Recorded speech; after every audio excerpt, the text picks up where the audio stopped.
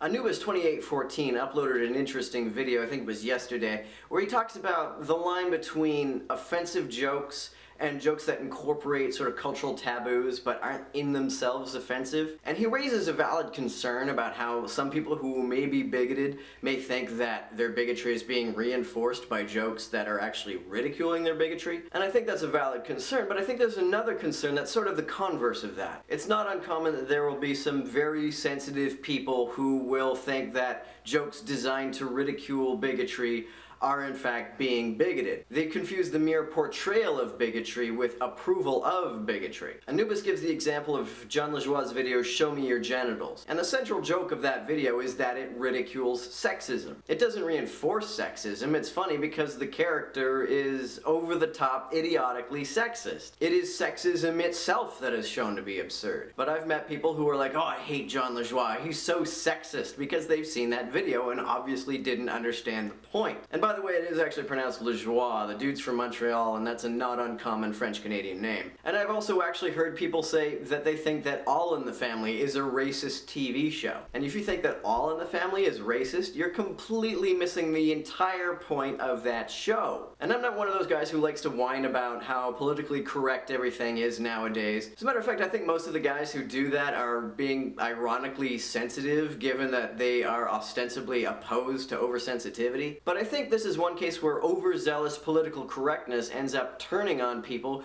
who are trying to send a message that is overtly anti-sexist and anti-racist. It's healthy to ridicule racism, it's healthy to ridicule sexism, but it's hard to do that if you're not allowed to portray these things.